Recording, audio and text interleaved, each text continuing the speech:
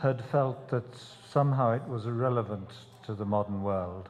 I think what our data has done is make people more confident that it's not just a sort of private intuition, it's something that can be demonstrated with hard data.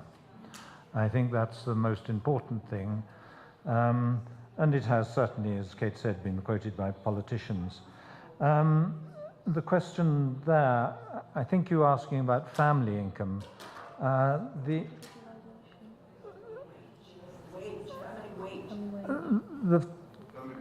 The family wage, the figures we were using are all household income adjusted for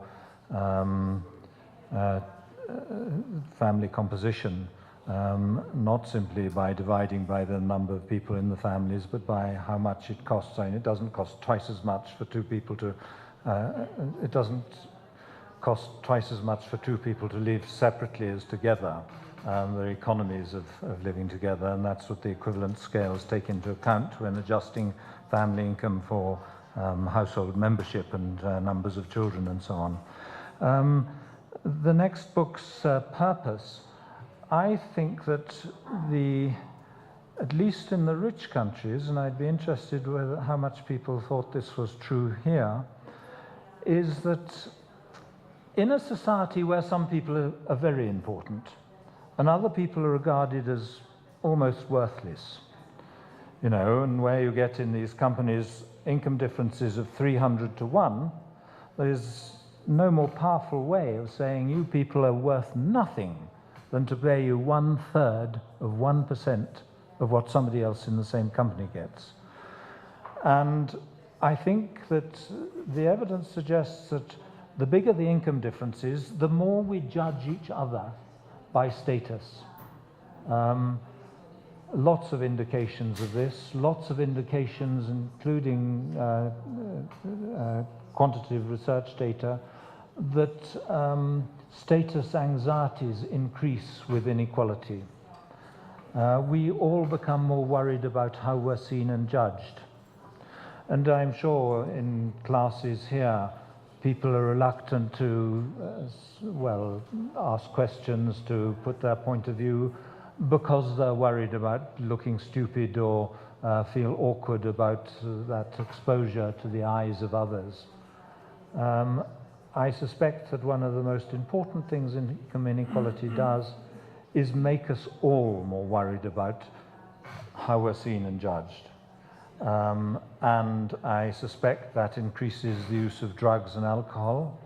So, you know, at home, young people, before going out to a party or a club, they need a few drinks. Or when they get to the club, a drug that helps you relax and feel at ease with other people. I think this is the biggest cost in terms of the quality of life of most people. And the research now on health and happiness shows how crucial the quality of social relations is in a society, in those sorts of measures of well-being.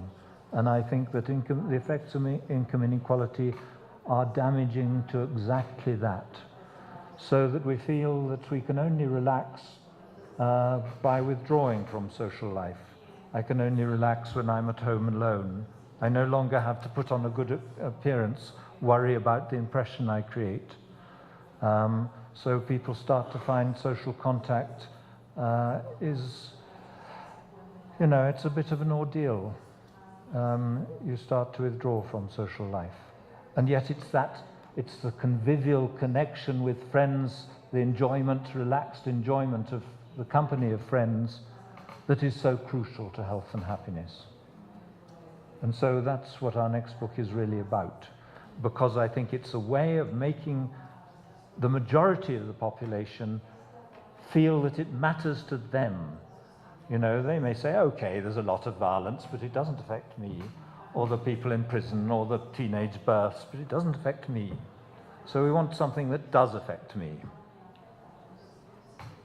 Bueno, pues muchas gracias, Richard y Kate.